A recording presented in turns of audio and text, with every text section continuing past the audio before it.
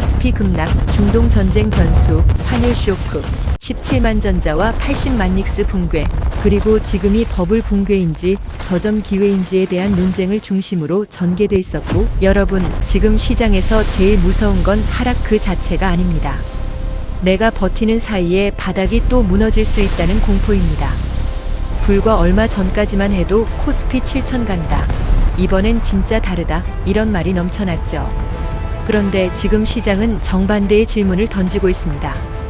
5천도 지켜낼 수 있느냐? 우리가 믿었던 대장주들은 왜 이렇게 맥없이 무너지고 있느냐? 그리고 지금 이 자리가 공포에 던져야 하는 자리인지 아니면 냉정하게 버텨야 하는 자리인지, 오늘 영상에서는 그 핵심을 딱 3가지로 정리해 보겠습니다. 왜 무너졌는지, 어디가 가장 위험한지, 그리고 개인 투자자는 지금 어떻게 움직여야 하는지입니다. 지금 시장이 무서운 이유는 단순히 하루 이틀 빠졌기 때문이 아닙니다. 상승할 때는 너무 빨랐고 무너질 때는 그보다 더 빠르기 때문입니다. 파일 기준으로 보면 코스피는 한 달 전 6,300선 고점을 찍은 뒤 불과 한 달 만에 5,000선 붕괴를 걱정하는 자리까지 밀렸습니다. 개장 직후부터 2% 넘게 급락했고 장중에는 5,050선대까지 내려오면서 시장 전체가 패닉에 빠졌습니다. 코스닥도 함께 밀렸고 이 과정에서 외국인과 기관은 동반 매도에 나섰습니다. 개인만 아래에서 받치고 있지만 지금처럼 위에서 쏟아지는 물량이 크면 개인의 힘만으로는 방향을 바꾸기 어렵습니다. 여기서 중요한 건 숫자보다 수급의 메시지입니다.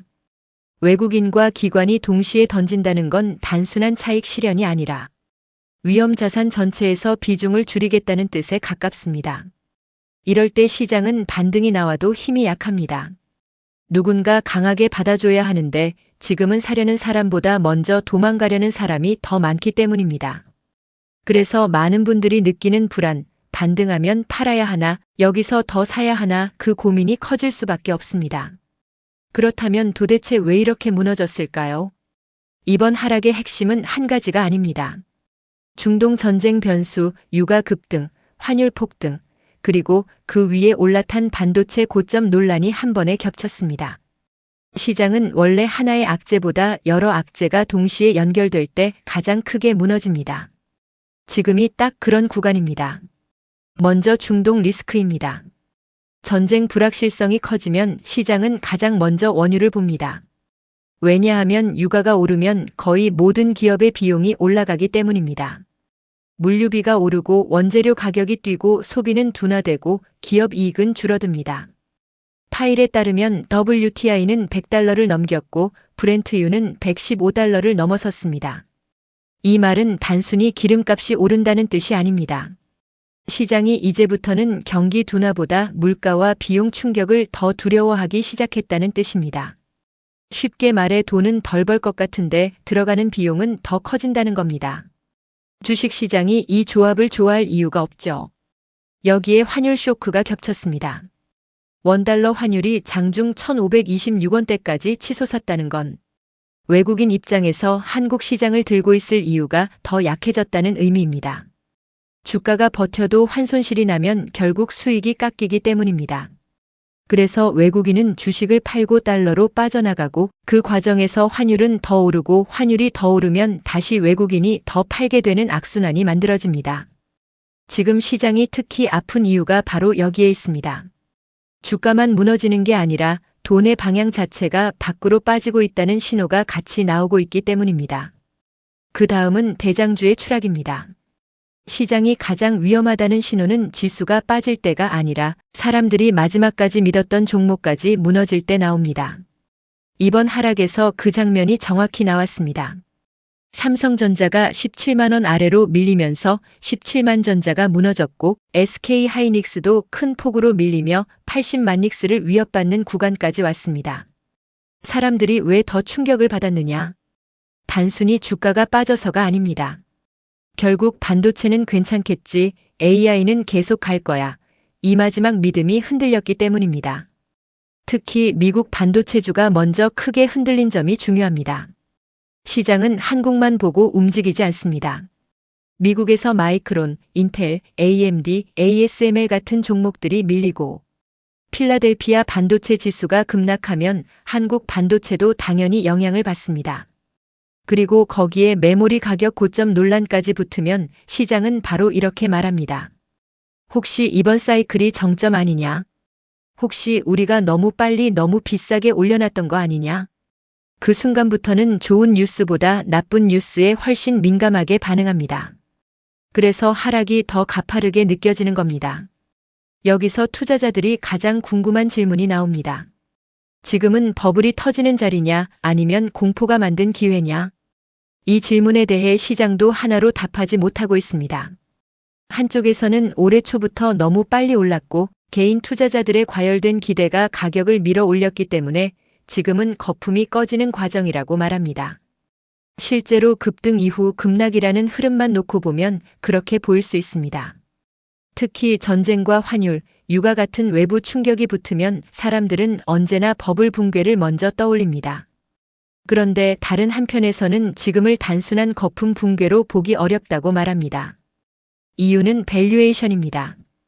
파일에 따르면 코스피의 선행 PER은 7.9배 수준까지 내려왔고 역사적으로 PER이 8배 밑으로 내려간 구간은 금융위기나 대형 충격이 있었던 시기와 겹치는 경우가 많았습니다. 이 말은 지금 시장이 적어도 숫자상으로는 상당히 싸 보인다는 뜻입니다. 그래서 어떤 사람들은 지금을 공포가 만든 과매도 구간이라고 해석합니다. 하지만 여기서 반드시 봐야 할 함정이 하나 있습니다. PER이 낮아 보인다는 건 결국 지금 예상하고 있는 이익 기준입니다. 문제는 유가가 더 오르고 환율이 더 뛰고 기업들의 비용 부담이 커지면 앞으로의 실적 전망 자체가 내려갈 수 있다는 점입니다. 그러면 지금 싼 것처럼 보였던 가격도 사실은 그렇게 싸지 않을 수 있습니다. 즉 지금 시장은 싸 보여서 매력적인 자리이기도 하지만 동시에 이익 전망이 꺾이면 더 싸질 수 있는 자리이기도 합니다. 이게 바로 지금 개인 투자자가 가장 조심해야 하는 이유입니다. 그래서 저는 지금 시장을 한 문장으로 이렇게 정리하고 싶습니다. 싸 보일 수는 있어도 아직 안심할 수는 없다. 지금은 용기보다 질서가 필요한 자리입니다. 많은 분들이 이런 생각하실 겁니다. 이렇게 빠졌는데 물타기 한번 해야 되는 거 아니냐? 그런데 시장이 패닉 구간에 들어갔을 때 가장 위험한 행동이 바로 기준 없이 물을 타는 겁니다. 빠졌다는 이유만으로 사면 더 빠졌을 때 버틸 근거가 없습니다.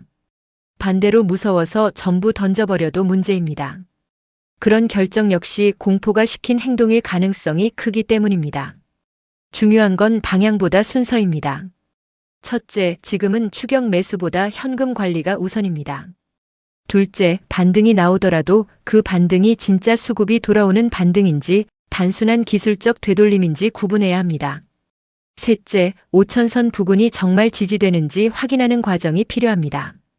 시장이 여기서 버티고 거래가 안정되고 환율과 유가가 진정되는 신호가 나와야 비로소 다음 전략을 세울 수 있습니다.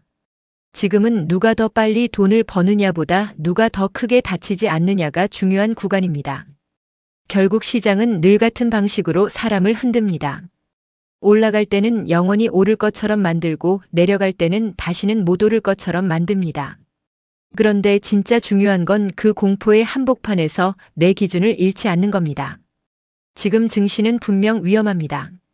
외국인과 기관이 던지고 있고 전쟁 변수와 환율, 유가가 동시에 흔들고 있고 반도체마저 믿음을 잃고 있습니다. 하지만 동시에 이런 구간은 시장이 어디까지 공포를 가격에 반영하는지도 보여주는 자리입니다.